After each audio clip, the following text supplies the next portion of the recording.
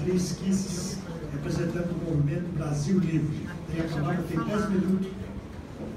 Beatriz Kicis. Maria já vai falar, pessoal. Boa tarde a todos. Que é tua, Bia?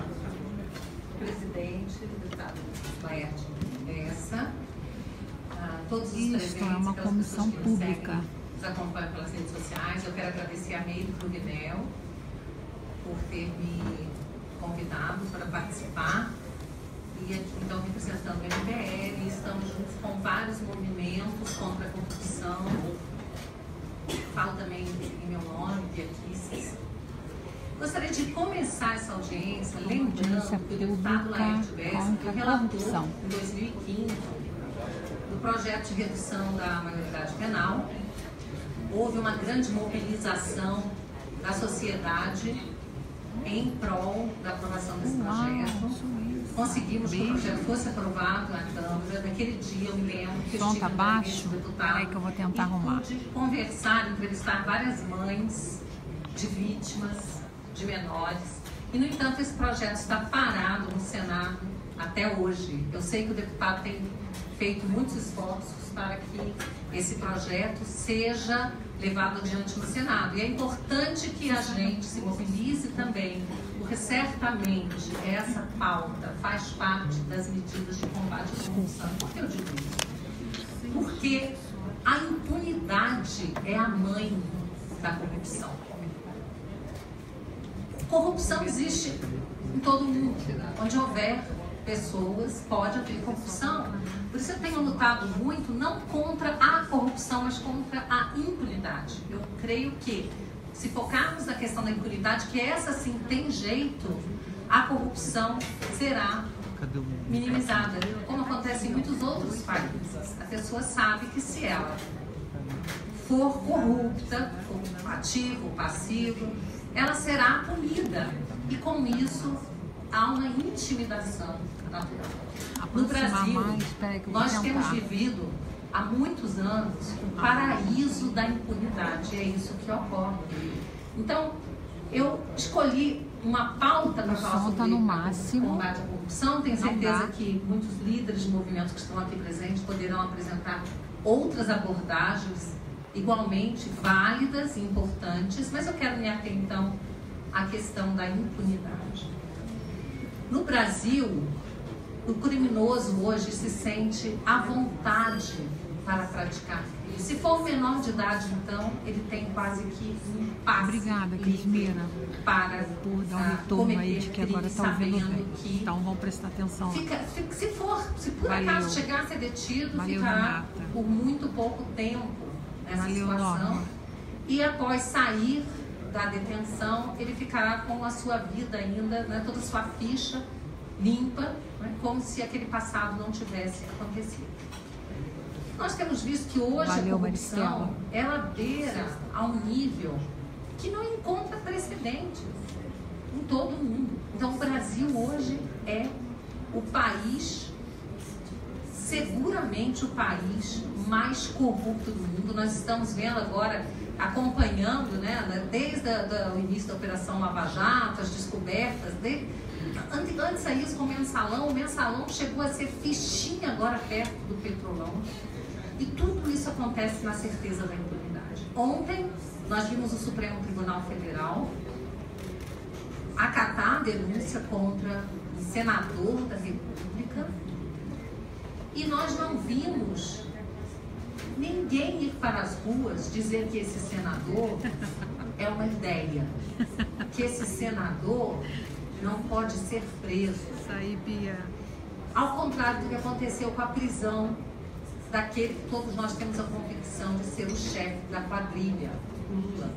E chegamos agora a ter tamanha certeza da impunidade que hoje nós acordamos estupefatos com um vídeo que está circulando nas redes. Aconteceu ontem, eu tive conhecimento hoje muito cedo, da senadora Gleisi, uma senadora da República, dirigir-se a uma TV árabe para denunciar o golpe no Brasil e pedir o apoio de grupos terroristas. Então, a gente pensa, não tem limites? A sensação, a certeza da impunidade não tem limites? É isso que está acontecendo no Brasil. Bom, agora voltando aos demais crimes, não vou ficar falando apenas dos crimes agora de corrupção, de políticos, porque felizmente nós temos bons políticos, nós temos que varrer aqueles políticos corruptos do cenário da vida pública, mas quero falar também dos outros crimes, como por exemplo homicídios. São 60 mil brasileiros assassinados por ano, é mais gente morta do que em qualquer guerra civil. Nós temos também o índice de assaltos, roubos a residências aumentando cada vez mais. E por quê?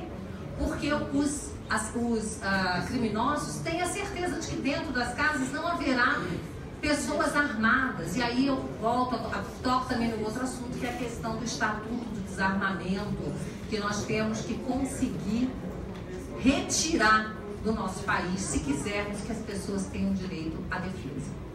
E aí eu me lembro também, falando de estudo, que nós temos a questão da segurança pública, a polícia militar, a polícia civil, né, a polícia federal. A questão da polícia militar, o que a gente vivencia hoje no nosso país?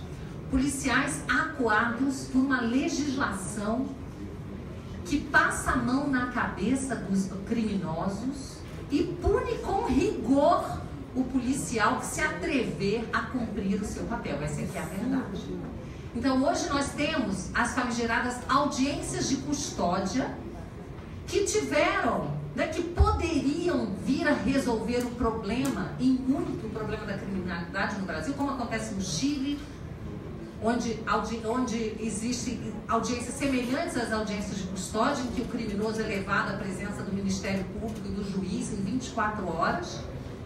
E no Brasil se gastou uma fortuna para se criar essa estrutura da audiência de custódia, mas a grande surpresa, quando houve a primeira audiência de custódia do Brasil, que foi no Distrito Federal, com a presença do ministro Lewandowski, que é à época presidente do CNJ, que foi quem criou, inclusive, a audiência de custódia, não existe lei prevendo.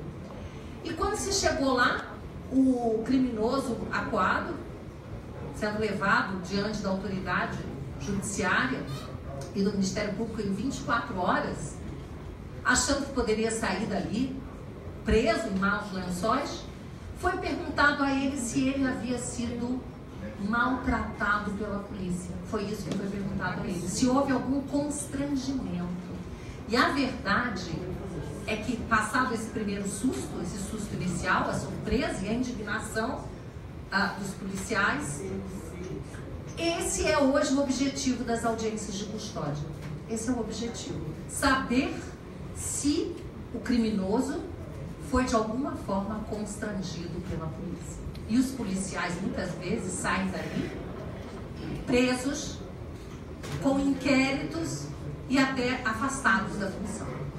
Então, essa ideia da audiência de custódia, eu confesso que não simpatizo nem um pouco com ela, mas estudando a respeito, lendo um pouco, eu vi que ela pode ser aproveitada como uma arma, uma ferramenta contra a impunidade, desde que ela seja transformada naquilo que acontece em países como Chile, Estados Unidos, em todos os países civilizados em que o crime é punido. Porque no Brasil, graças à inversão de valores, graças ao marxismo cultural, o que se entende é que todo bandido é, na verdade, uma vítima da sociedade opressora. E os opressores somos nós. Os opressores são as pessoas de bem que simplesmente estão vivendo as suas vidas, trabalhando, estudando, cuidando da sua família e pagando altíssimos impostos. Nós somos os opressores. E os bandidos são as vítimas da sociedade. E é por isso que eles são tratados dessa forma nas audiências de custódia e não vão presos.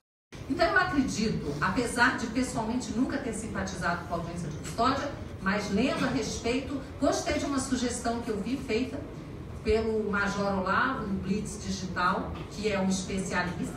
Sim, ser convertidas em audiências para a apresentação do criminoso à autoridade do Ministério Público e Judiciário e aplicação, sim, vai um advogado, seja um defensor público, faz o processo, ele apresenta a defesa e é sentenciado. Com isso, nós teríamos retirados da rua rapidamente os criminosos. Então, é essa a minha palavra que eu gostaria de deixar aqui e dizer que nós não podemos mais continuar convivendo com a impunidade, porque a impunidade é a mãe da corrupção. Muito obrigada por essa oportunidade. Obrigada. Parabéns. Obrigado, Beatriz.